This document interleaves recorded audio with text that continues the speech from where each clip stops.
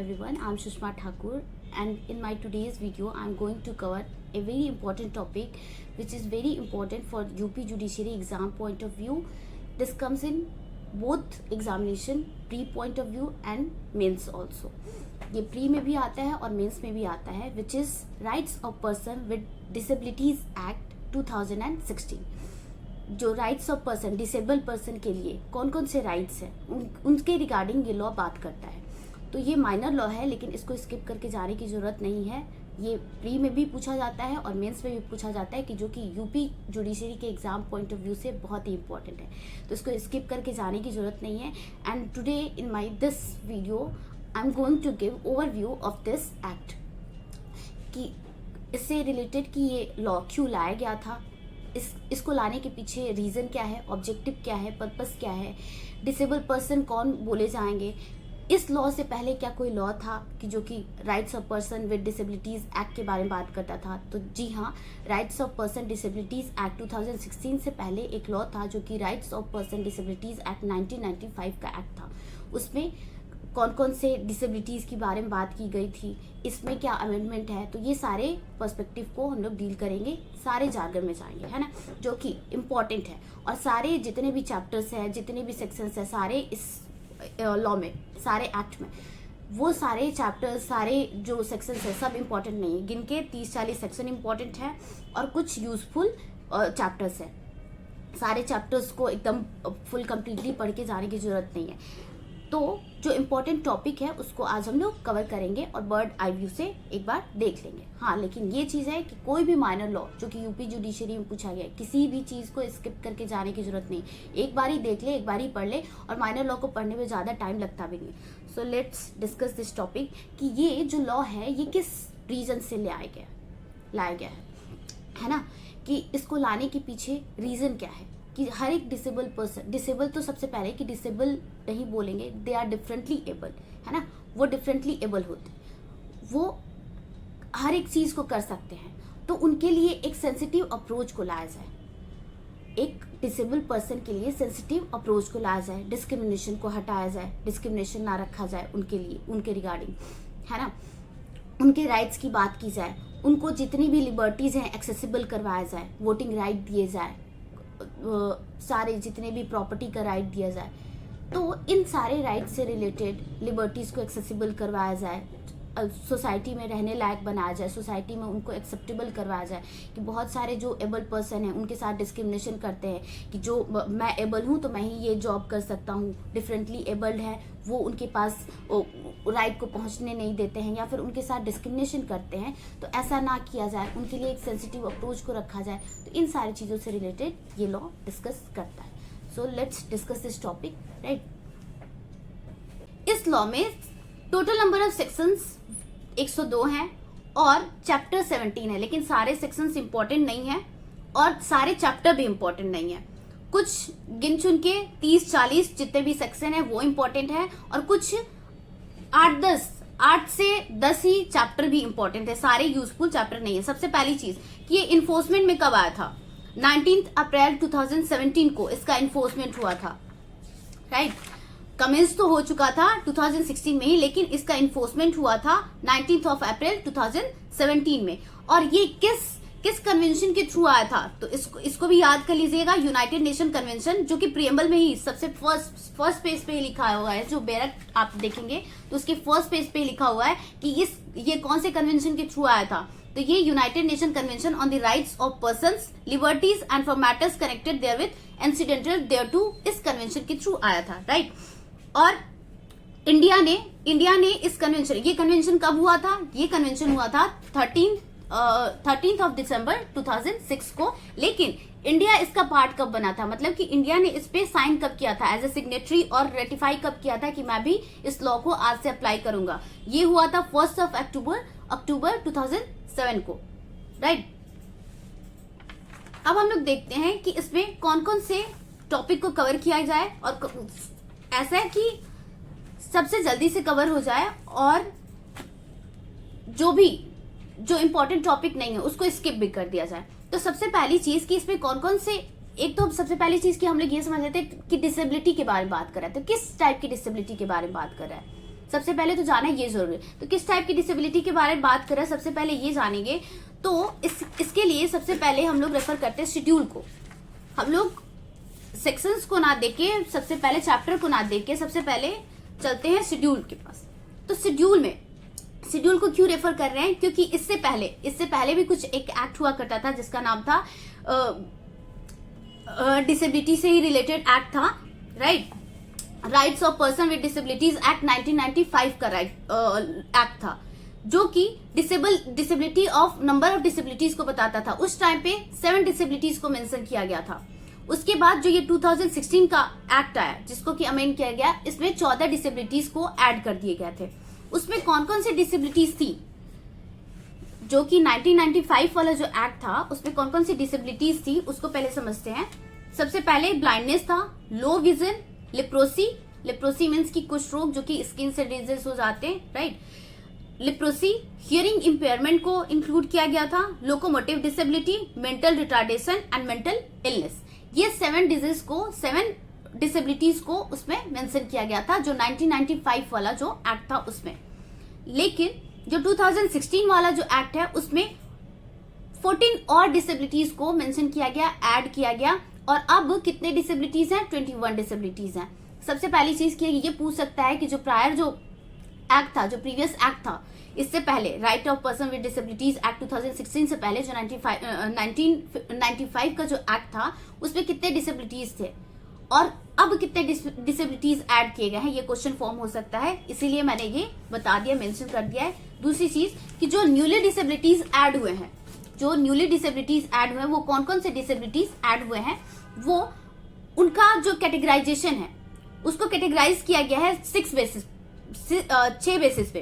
पहला चीज कि फिजिकल बेसिस पे, दूसरा इंटेलेक्चुअल बेसिस पे, मेंटल बेसिस पे, डिजीज के बेसिस पे और मल्टीपल डिसेबिलिटीज के बेसिस पे, और एक जो कि सेंट्रल गवर्नमेंट जिस डिसेबिलिटी को रेटिफाई कर देता है वो बता देता है कि ये डिसेबिलिटी आज से डिसेबिलिटी मानी जाएगी, ये डिजीज या फिर जो भी चीजें इलनेस, तो उसको डिसेबिलिटी एक्ट में इंक्लूड किया गया है। पहली चीज कि ये कैटेगराइजेशन भी मेंशन करना पड़ेगा, मतलब कि याद कर लेना, पढ़ के जाना कि जो भी चीज है डिसेबिलिटीज में किस किस बेसिस पे कौन कौन सी डिसेबिलिटीज को कौन सी, जैसे कि फिजिकल डिसेबिलिटीज में कौन कौन सी डिसेबिलिटीज को ऐड किया गया है, इंटेलेक्चुअल डिसेबिलिटीज में कौन कौन सी डिसेबिलिटीज को ऐड किया गया है, ये किस बेसिस पे इसका कैटेगराइजेशन किया गया है, ये सारी चीजों को पढ़ के जाना जरूरी है, क्योंकि ये पूछ देता है, राइट, कि ये जो डिसेबिलिटी है ये क्या उन 21 डिसेबिलिटीज में मेंशन है या फिर नहीं है, इसी से क्वेश्चन फॉर्म होता है। तो सबसे पहली चीज की जो फिजिकल डिसेबिलिटीज है, फिजिकल डिसेबिलिटीज में लोकोमोटर डिसेबिलिटीज आती हैं। लोकोमोटर डिसेबिलिटीज मीन्स की जो भी लिम्ब से रिलेटेड डिसेबिलिटीज होती हैं, लिम्ब से रिलेटेड, वो लोकोमोटर डिसेबिलिटीज में आती है। जैसे कि लिप्रोसी, इसमें भी कौन कौन सी लोकोमोटर डिसेबिलिटीज में क्या क्या चीजें आएंगी, leprosy, loss of sensation, manifestation deformity, extreme physical deformity, cerebral palsy, dwarfism, muscular dystrophy and acid attack victims.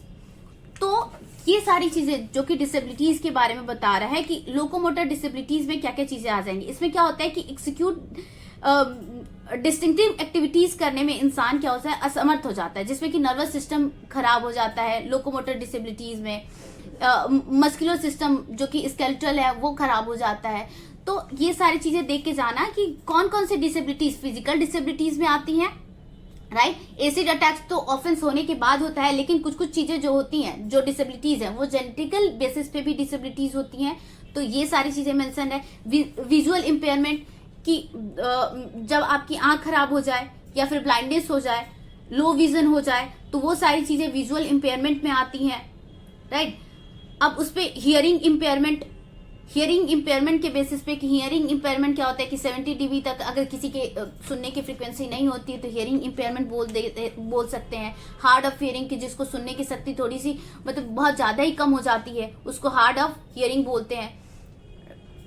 Speech and language disability कि जिसको लैंग्वेज या फिर स्पीच समझने में या फिर कंपोनेंट्स ऑफ स्पीच में मतलब कि उसमें कोई न्यूरोलॉजिकल इफेक्ट के कारण उसमें डिफिकल्टीज आती है, कि ये सब क्या होता है, स्पीच एंड लैंग्वेज डिसेबिलिटी। अब इंटेलेक्चुअल बेसिस और मेंटल बिहेवियर, ये दोनों ही अलग अलग हैं, राइट। इंटेलेक्चुअल बेसिस पे और जो मेंटल बिहेवियर है ये दोनों ही अलग अलग हैं। इंटेलेक्चुअल बेसिस पे लर्निंग स्किल में, जो कि लर्निंग स्किल की जो डिसेबिलिटी होती है वो इंटेलेक्चुअल बेसिस पे ऐड हो जाती है। जैसे कि उसमें पढ़ने लिखने में डिफिकल्टी होने लगेगी, या फिर लिखने में डिफिकल्टी होगी, या फिर कुछ बच्चों को खेलने कूदने में भी डिफिकल्टी होने लगती है, उनको डर लगने लगता है जंपिंग से, या फिर किसी और चीज से, रनिंग एक्टिविटीज से डर लगता है। ये सारी चीजें क्या है, जैसे कि डिसलेक्सिया जैसे कि उसको वर्ड कैप्चर करने में प्रॉब्लम होती थी, जो कि तारे जमीन में दिखाया गया है, वो डिसलेक्सिया से ही रिलेटेड है। फिर डिस्ग्राफिया में क्या होता है कि वो एक पर्सन मतलब कि इनेबल हो जाता है लिखने से रिलेटेड, कि वो लिखने में उसको प्रॉब्लम होने लगती है। डिस्प्लेक्सिया क्या होता है कि रनिंग या फिर प्लेग्राउंड या फिर कोई भी खेल कूद वाली एक्टिविटी से बच्चा डरने लग जाता है, उसको बोलते हैं। तो ये सारी डिसेबिलिटीज हैं जो कि इंटेलेक्चुअल बेसिस पे, जो कि लर्निंग स्किल से रिलेटेड हैं।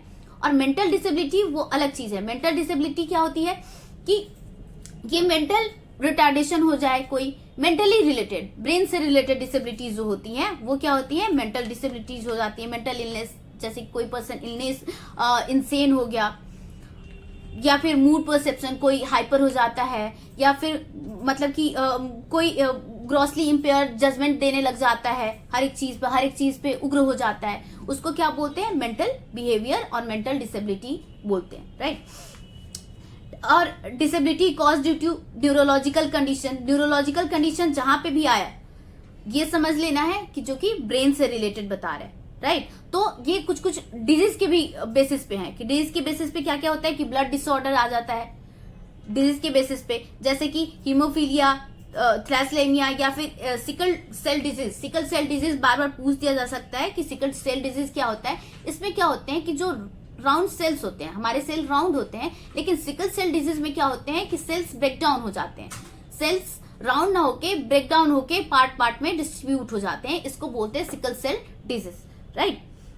मल्टीपल डिसेबिलिटीज किसे बोलते हैं, मल्टीपल डिसेबिलिटीज उसे बोलते हैं कि जो कि जिनमें कि ब्लाइंडनेस के साथ साथ डिफनेस भी आ जाए, या फिर उसमें इंटेलेक्चुअल डिसेबिलिटीज भी आ जाए और फिर मेंटल डिसेबिलिटी भी आ जाए, उसको बोलते हैं मल्टीपल डिसेबिलिटीज। उसमें दो डिसेबिलिटीज मिक्सअप होके आ जाते हैं, उसी को बोलते हैं मल्टीपल डिसेबिलिटी। दूसरी चीज कि अब कोई भी चीज सेंट्रल गवर्नमेंट जिस चीज को रेटिफाई कर दे, कोई भी इलनेस या फिर डिजीज को एज ए डिसेबिलिटी रेटिफाई कर दे, उसको सेंट्रल गवर्नमेंट रेटिफाई करते, तो सेंट्रल गवर्नमेंट भी रेटिफाई कर सकता है और किसी चीज को एज ए डिसेबिलिटी डिक्लेयर कर सकता है। तो इससे हम लोग समझे कि डिसेबिलिटी क्या क्या होता है। डिसेबिलिटी को सबसे पहले कि 7 डिसेबिलिटी थे 1995 एक्ट के अकॉर्डिंग, वो मैंने बता दिया। फिर उसके बाद 14 डिसेबिलिटी और ऐड हुए, जो कि जिनका कैटेगराइजेशन फिजिकल बेसिस पे, इंटेलेक्चुअल बेसिस पे, मेंटल बेसिस पे और डिजीज के बेसिस पे और मल्टीपल डिसेबिलिटी के बेसिस पे, और जिसको कि सेंट्रल गवर्नमेंट रेटिफाई करता है उसके बेसिस पे ये सारे डिसेबिलिटीज को ऐड किया गया है, राइट। और इन सारे डिसेबिलिटीज का अलग अलग कैटेगराइजेशन किया है, जैसे कि फिजिकल डिसेबिलिटी में visual hearing, locomotor disability, leprosy, cerebral palsy, और हाँ एक और चीज, लेप्रोसी एक कम्युनिकेबल डिजीज है, तो इसको डिसेबिलिटी में नहीं ऐड कर सकते थे, क्योंकि डिसेबिलिटी में ऐड नहीं कर सकते थे और उनको राइट नहीं दे सकते थे जब तक कि वो लेप्रोसी क्योर ना हो जाए।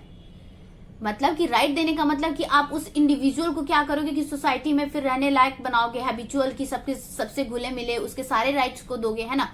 लेकिन एक कम्युनिकेबल डिजीज को फैलाना एक ऑफेंस है, तो जब तक कि लेप्रोसी क्योर नहीं हो जाता है उसको डिसेबिलिटी नहीं मानेंगे। तो लेप्रोसी यहाँ पे क्योर्ड लेप्रोसी की बात की गई है, राइट, ये याद रखना। फिर अब देखते हैं कि कौन कौन से सेक्शंस जो कि डेफिनिशंस इंपॉर्टेंट है, कौन कौन से डेफिनेशन इंपॉर्टेंट है और कौन कौन से चैप्टर इंपॉर्टेंट है। तो सबसे पहली चीज की इसमें कौन कौन से राइट की बात की गई है, डिसेबल्ड पर्सन के किस किस राइट की बात की गई। तो right to equality and opportunity की बात, जो कि हमारे और आपके पास सबके पास होती है, right to equality and opportunity. दूसरी चीज कि इनहेरिट ऑन प्रॉपर्टी, कि उनके पास भी अपना राइट है भाई कि अपनी प्रॉपर्टी को इनहेरिट कर सकते हैं, है ना।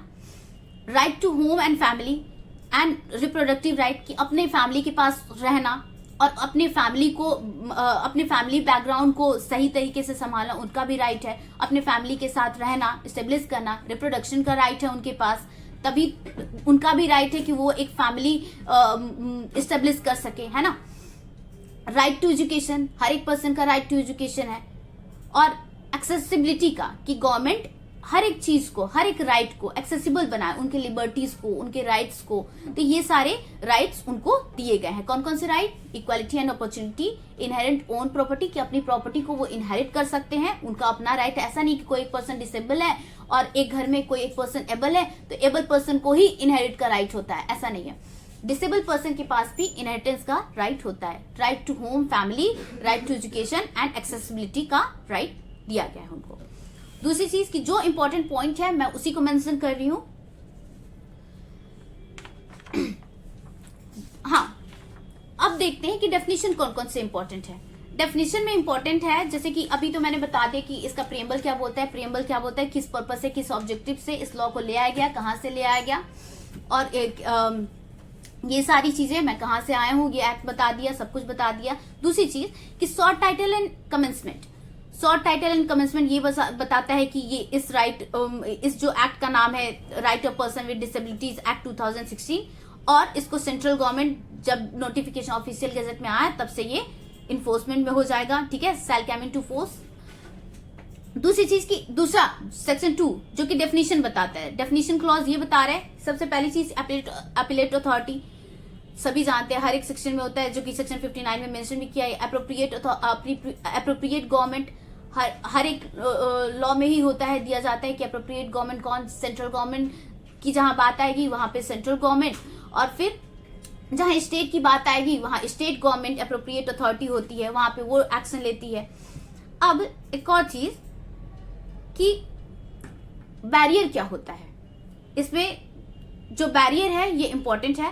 बैरियर क्या होता है कि अगर आपके पास डिसेबिलिटी आती है तो हर एक चीज में बहुत सारे ग्राउंड पे आपके पास बैरियर भी आते हैं। बैरियर मतलब कि आप हर एक लिबर्टीज को नहीं एक्सेप्ट कर सकते हो, हर एक राइट को नहीं अप्रोच कर सकते हो, आपके लाइफ में कुछ बैरियर्स आते हैं। तो बैरियर क्या है कि कम्युनिकेशनल, जो कि अवरोध, बैरियर को हम लोग हिंदी में अवरोध बोल सकते हैं, कि आपको मतलब कि लिविंग वे में, मतलब कि लाइफ को जीने में अवरोध प्रदान करता है, कि अवरोध होता है, कि मतलब कि एक बैरियर क्रिएट करता है कि आपको वे ऑफ लिविंग में एक बैरियर आ रही है। तो बैरियर किस बेसिस पर? कम्युनिकेशन के बेसिस पे, cultural, economic, environmental, institution, political, social, attitudinal और स्ट्रक्चरल फैक्टर्स।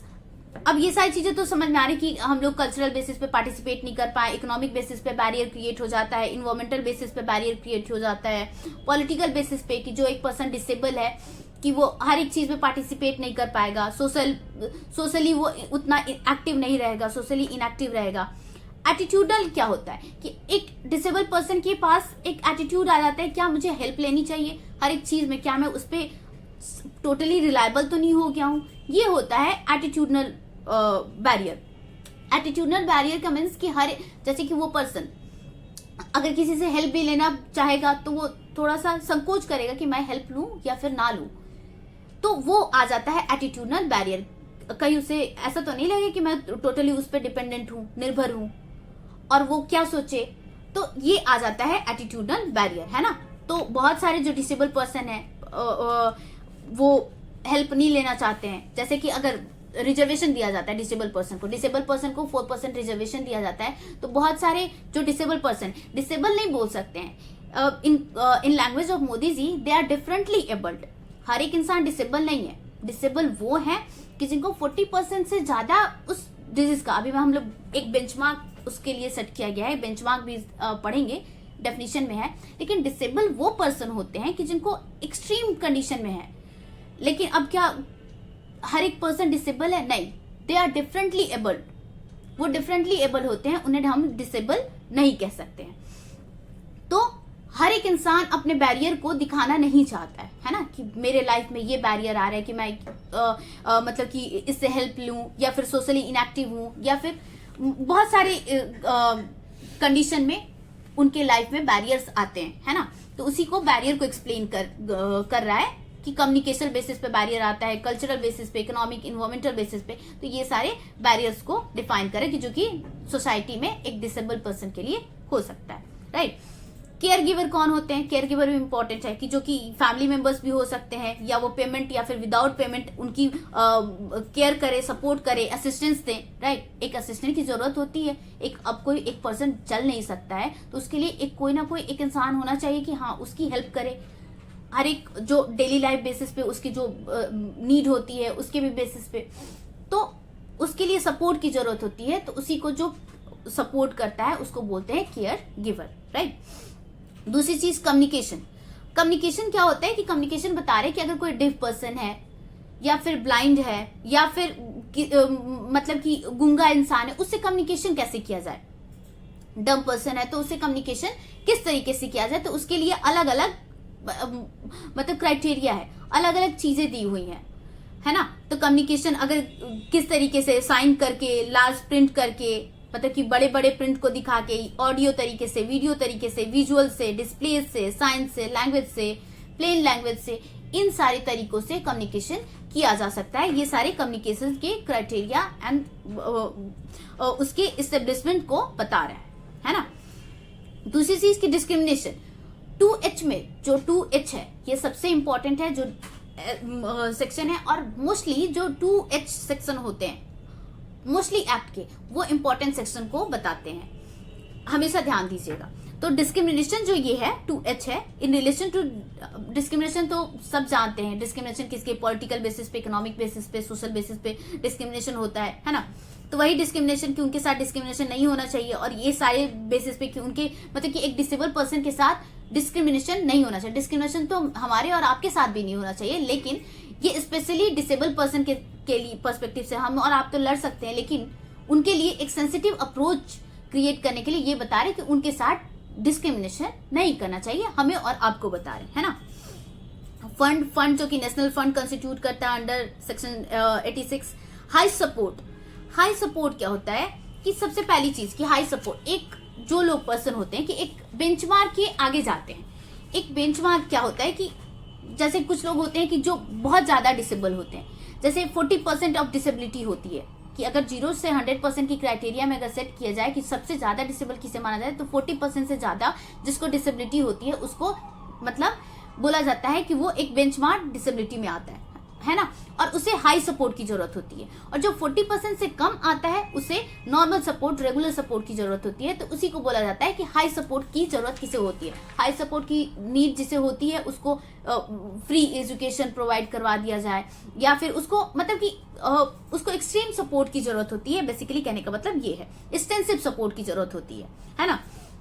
तो हाई सपोर्ट की नीड कहाँ पड़ती है? बेंचमार्क डिसेबिलिटी में, जो कि इंटेंसिव सपोर्ट की जरूरत पड़ती है, physically, psychologically and otherwise, right. अब नेक्स्ट देखते हैं कि इंक्लूसिव एजुकेशन क्या होता है। इंक्लूसिव एजुकेशन वो होता है कि जहां पे कि हर तरीके के बच्चे एक साथ पढ़ सके, डिसेबल बच्चों के साथ भी, है ना, कि हर तरीके के स्टूडेंट डिसेबल हो या फिर एबल हो, सबके लिए एक रूम हो और एक रूम में सब कुछ सेटअप कर दिया जाए ताकि सब इक्वली फील करें, है ना, इक्वालिटी मेंटेन करने के लिए। अब वही 2R बेंचमार्क आर से आर को रिलेट करके पढ़ सकते हैं। बेंचमार्क से बेंचमार्क डिसेबिलिटी क्या बताता है कि अगर जहां पे स्टेट गवर्नमेंट या फिर सर्टिफाइंग अथॉरिटी ने बेंचमार्क सेट करा, जैसे कि कहीं 30% हो सकता है, कहीं 45% हो सकता है, तो वहां तो वो बेंचमार्क सेट किया जाएगा कि इसके आगे जो पर्सन जाएंगे वो एक बेंचमार्क डिसेबिलिटी के अंदर आते हैं। लेकिन जहां पे एक क्राइटेरिया सेटअप नहीं किया गया, एक लिमिट सेटअप नहीं किया गया, वहां पे 40% एक लिमिट होता है, राइट। वो नेक्स्ट की पब्लिक बिल्डिंग, ये सारी चीजें तो हो ही गई हैं। एक रीजनेबल एकोमोडेशन की एक मतलब कि एक रीजनेबल एकोमोडेशन प्रोवाइड करवाने चाहिए लिस्ट डिसेबल पर्सन के लिए, है ना, कि जो कि दूसरों को उसे ऐसा न लगे कि दूसरों को अफेक्ट कर रहा हो, और फिर उसके लिए एक एकोमोडेशन भी हो जाए, वो सारी चीजों को बताता है। ZA जो कि रिहेबिलिटेशन को बता रहा है ना। सबसे पहली चीज 2X बहुत इंपॉर्टेंट है, हाँ ये छूट गया 2X। Public facilities and services. Public facilities and services क्या होते हैं कि ये बता रहे हैं कि अगर कोई भी पब्लिक फैसिलिटीज एंड सर्विसेज में कि ऐसा किया जाए कि उनको पब्लिक कौन कौन सी पब्लिक फैसिलिटीज दिए जाने चाहिए, कौन कौन सी पब्लिक सर्विसेज दिए जाने चाहिए, उनके लिए इंपॉर्टेंट है ना, कि हाउसिंग प्रोवाइड करवाने चाहिए दिए जाने चाहिए। दूसरी चीज की एजुकेशनल क्वालिफिकेशन उनको प्रोवाइड करवाया जाए, स्किल प्रोवाइड करवाया जाए कि ताकि वो एम्प्लॉयबल मतलब कि उनको एम्प्लॉयमेंट मिल सके, वैसी स्किल प्रोवाइड करवाई जाए, वोकेशनल ट्रेनिंग दिए जाए। तो ये सारी चीजें आती हैं पब्लिक फैसिलिटीज एंड सर्विसेज में कि उनको मेडिकल, हेल्थ, रिहेबिलिटेशन का हर चीजों का फैसिलिटी प्रोवाइड करवाया जाए।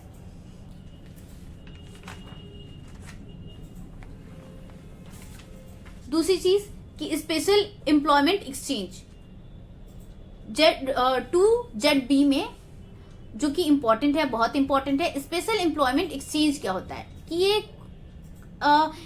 मान लीजिए कि एक जो भी चीजें हैं कि इसमें एम्प्लॉय और वैकेंसीज के बारे में एक लिस्ट क्रिएट करता है। जो भी अथॉरिटी होता है जो कि डिसेबल पर्सन से डील करता है ना, वो एक मेंटेन करता है गवर्नमेंट अथॉरिटी कि जो कि एम्प्लॉयर की उनसे रिलेटेड जॉब कौन प्रोवाइड करवा रहा है, कौन कौन से नीडी लोग हैं जिनको जॉब करने की जरूरत है, और कहाँ पे कौन कौन सी वैकेंसीज अवेलेबल है ना।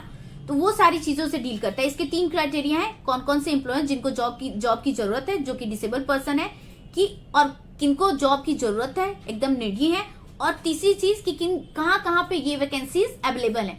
इससे रिलेटेड एक डेटा मेंटेन किया जाता है, और कोई भी पर्सन, डिसेबल पर्सन उसके पास आता है तो उसको जॉब प्रोवाइड करवाई जाती है। इसी को बोला जाता है स्पेशल एम्प्लॉयमेंट एक्सचेंज, है ना, कि सारे डेटा मेंटेन है। अगर कोई डिसेबल पर्सन आए, नीडी पर्सन आए, तो उसको तुरंत जॉब सप्लाई करवाया जाए, जॉब प्रोवाइड करवा दिया जाए, राइट। यूनिवर्सल डिजाइन क्या होता है? Universal design means the design of products, मतलब कि ऐसे प्रोडक्ट्स या फिर इन्वॉल्वमेंट प्रोग्राम्स, ऐसी चीजों को प्रोडक्ट बनवाए, गवर्नमेंट ऐसे प्रोडक्ट बनाए कि अगर कोई भी प्रोडक्ट बनाई जा रही है तो इस तरीके से बनाई जाए कि नॉर्मल पर्सन और फिर डिसेबल पर्सन दोनों ही यूज कर सके, उसको चेंज करने की जरूरत ना पड़े, मतलब कि उसको डुअल नेचर में इक्वली यूजेबल हो, है ना। तो इसी को बोला है यूनिवर्सल डिजाइन। यूनिवर्सल डिजाइन वो होता है कि जो डिसेबल पर्सन के साथ साथ एबल्ड पर्सन दोनों, जैसे कि एबल्ड पर्सन के लिए कोई भी प्रोडक्ट बन रहा है तो डिसेबल पर्सन भी यूज कर सके, है ना। उसको चेंज करके, ऐसा ना हो कि उसको चेंज करने की जरूरत पड़े, कोई भी चीज ऐसी बनाई जाए। दूसरा चीज कि अब चैप्टर 2, कौन कौन से चैप्टर इंपॉर्टेंट है, सबसे पहले ये देख लेते हैं। चैप्टर 1 में तो हमने देख ही लिया कि उसमें डेफिनेशन क्लॉज और शॉर्ट टाइटल एक्सटेंट है। चैप्टर 2 इंपॉर्टेंट है, चैप्टर 3 इंपॉर्टेंट है, 4, 5, 6 इंपॉर्टेंट है। 6 में थोड़ा बहुत क्वेश्चन अराइज हो सकता है, जो कि उसमें बताया गया है कि 6 में प्री और मेंस दोनों से क्वेश्चन अराइज हो सकते हैं, है ना।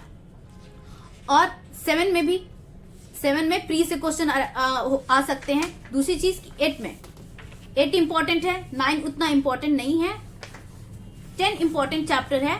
11 to 15 डेड एरिया है, ज्यादा उससे क्वेश्चन नहीं पूछा जाता है। हाँ, 11 to 15 में कुछ सेक्शंस इंपॉर्टेंट हो सकते हैं, जो कि अभी देखते हैं 11 to 15 में कौन कौन से सेक्शंस इंपॉर्टेंट है। स्पेशल कोड किसे बोलेंगे कि डिसेबल पर्सन से रिलेटेड स्टेट गवर्नमेंट एक स्पेशल कोड स्टेब्लिश कर सकता है, राइट।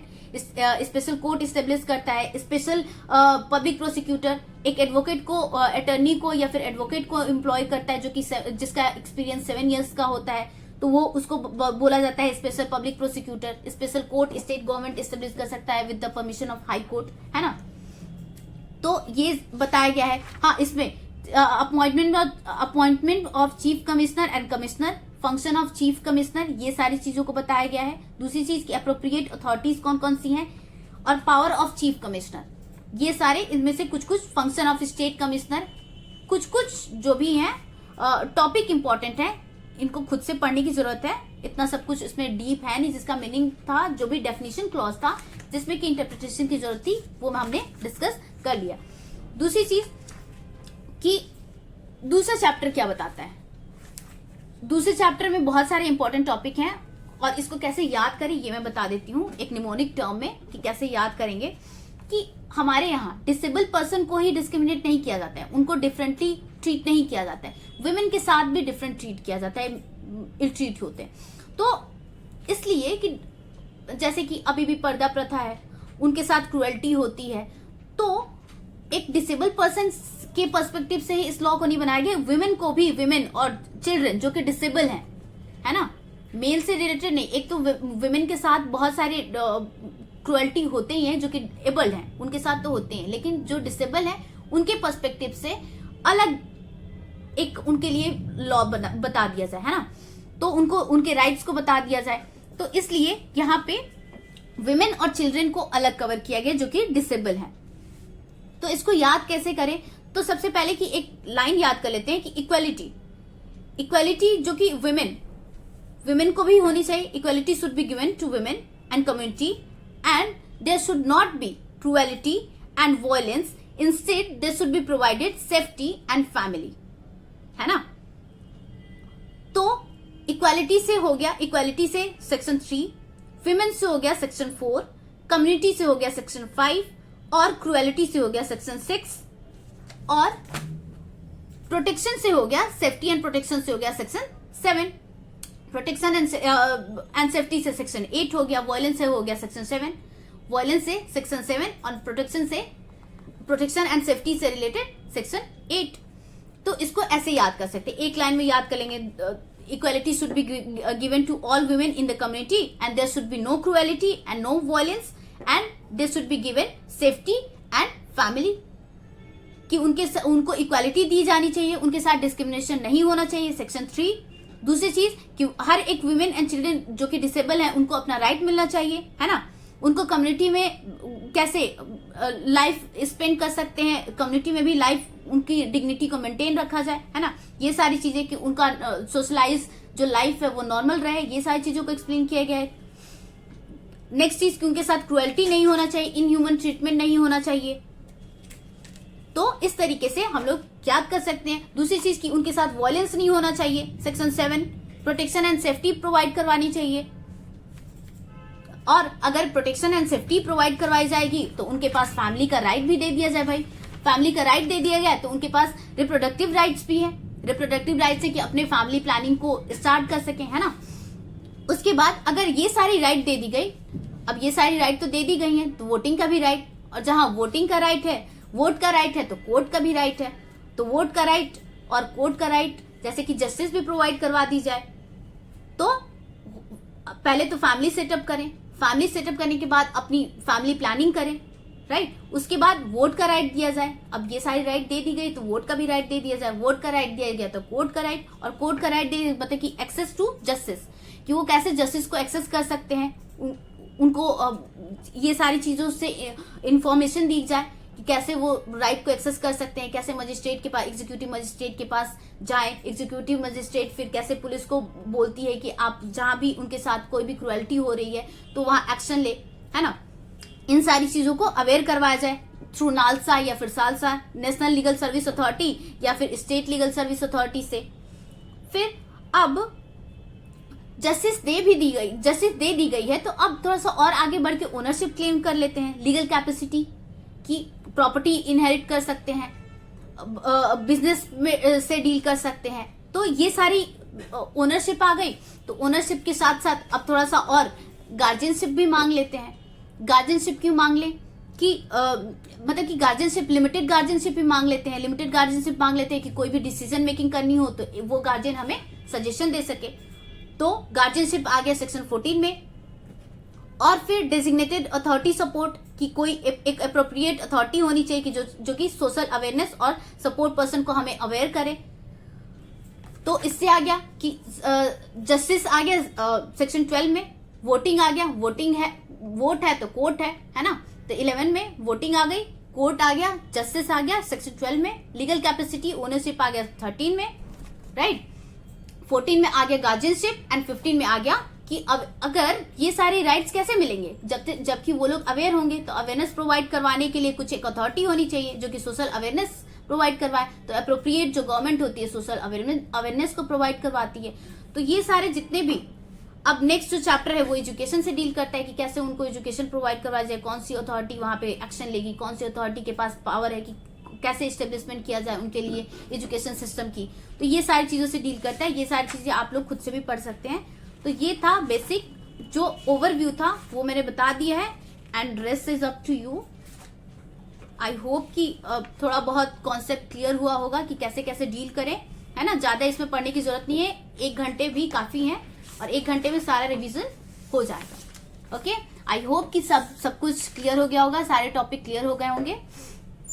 और ये ज्यादा टफ नहीं है, एक डिसेबल पर्सन से रिलेटेड ये लॉ था जो कि एक सेंसिटिव अप्रोच को प्रोवाइड करवाता है, जो कि राइट्स एंड उनके लिबर्टीज को एक्सेसिबल बनाता है। बस इतना ध्यान में रखो, और इसको ध्यान में रखते हुए सारे लॉ को एक बार गो थ्रू कर जाओ बर्ड आई व्यू से ही, और कुछ भी स्किप करके जाने की जरूरत नहीं है। सारे सेक्शंस को एक बार देख के जाने की, और मैंने सारे सेक्शंस और जितने भी इंपॉर्टेंट टॉपिक्स थे वो मैंने बता दिए हैं, उससे ज्यादा कुछ जार्गन में जाने की जरूरत नहीं है। Okay, thank you so much. I hope कि थोड़ा बहुत इजी हुआ होगा, एंड आई होप कि थोड़ा हेल्पफुल है आपके एग्जाम में। Thank you so much for watching this.